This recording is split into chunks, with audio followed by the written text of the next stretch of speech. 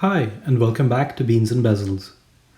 The Halios Seaforth is one of the first ever Microbrand watches I came across, and I thought it was very well designed, and I put it on my list of watches to look into. But like most of the uninitiated, I only learned about each Halios release after they were all sold out, and I felt a bit disappointed and confused. I wasn't aware of the crazy demand, and I was oblivious to all the production constraints going on behind the scenes. The good news is that Jason at Halios seems to be getting this stuff under control, and the most recent Fairwind release appears to be going quite smoothly. I recently reviewed the grey Fairwind, and that made me get back into this brand. But I've been revisiting some of their older designs, and the Seaforth remains a watch I'm still very much interested in. I love the design, and I particularly love this pastel blue dial. I began to annoy my friend Mike, who writes excellent watch reviews for the Time Bum and Watch Clicker, with a bunch of questions about his pastel blue Seaforth. In an attempt to shut me up, he kindly offered to let me borrow his Seaforth for a few days, so thanks, Mike. This is the Halios Seaforth Gen 3 with the pastel blue dial and no bezel. The Halios Seaforth watches in general can be found on the secondary market from anywhere between 600 to 1,300 US dollars, depending on how popular the dial and bezel combo is. Let's check it out. I measured the case to be 39.5 millimeters in diameter, 46 millimeters from lug to lug, and 11.8 millimeters in height. The stainless steel case is primarily brushed, but has some polished edges on the case and lugs. As someone experiencing the Seaforth after the Fairwind, I appreciate the Fairwind a little more now. The designs are definitely related, and the large faceted lugs that angle downwards towards the wrist appear to be fundamental to this design DNA. There is a flat bezel section that is brushed, and seats a conspicuously protruding box sapphire crystal. I don't typically like crystals that protrude so dramatically out of a case, but it just seems to work here. The crystal doesn't affect legibility in any way, and it looks great.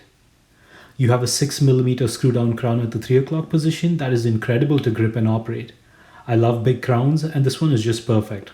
The crown is accompanied by a crown guard design that gives off a strong tool watch vibe. Flipping it over, you have a solid screw-down case pack with some information etched onto it.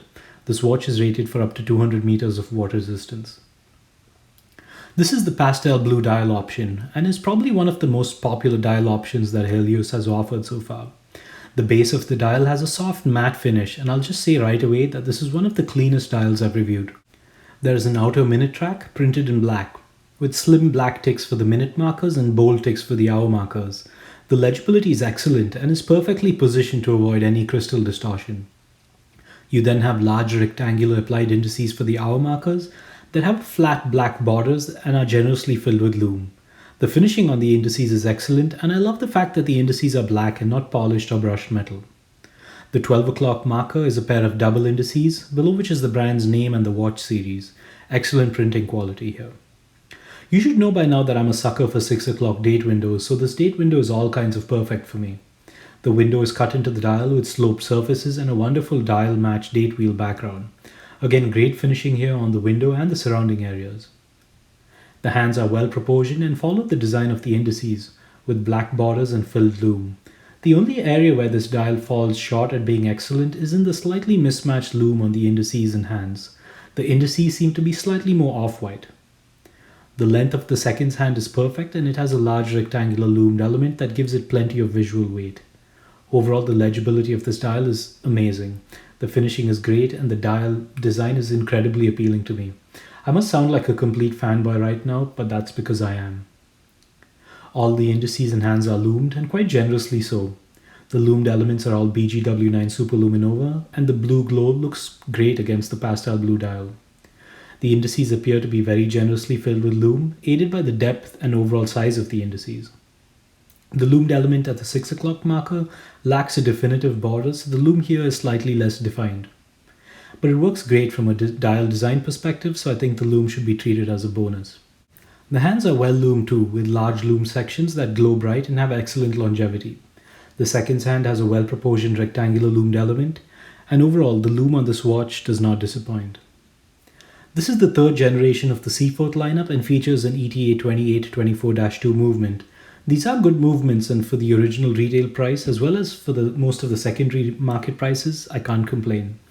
I've had mostly good experiences with this movement, and just because of how globally serviceable they are, I'm happy to have watches with them. I'm not sure if Mike had this service since he bought it, but it was running at around plus 5 seconds per day in the dial up position and plus 6 seconds per day in the crown up position. This watch fits incredibly well on my 6.25 inch wrist, and I think that's one of the main reasons I've gone full fanboy on this one. The 39.5mm diameter has a definitive presence on the wrist, which is reined in a bit by the 46mm lug-to-lug whip. The height of 11.8mm is perfect for this watch, and together with a flat case back and angled lugs that extend beyond the case, this watch just seems to fit me like a glove. I'm a huge fan of rubber straps, and the strap that this watch ships with is great. It's surprisingly thin and has plenty of flex.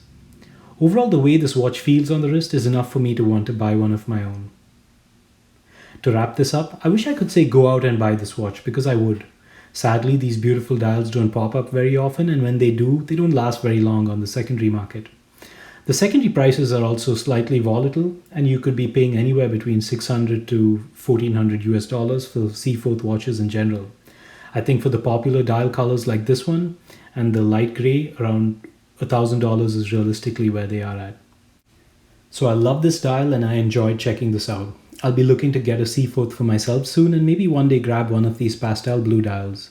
The good news though is that the Seaforth Gen 4 is on its way and there will be titanium involved. So if you can't find the right Seaforth on the secondary market, just hold on to your wallets and wait for Jason to work his magic. As always, thanks for watching and don't forget to read my other reviews in the link below.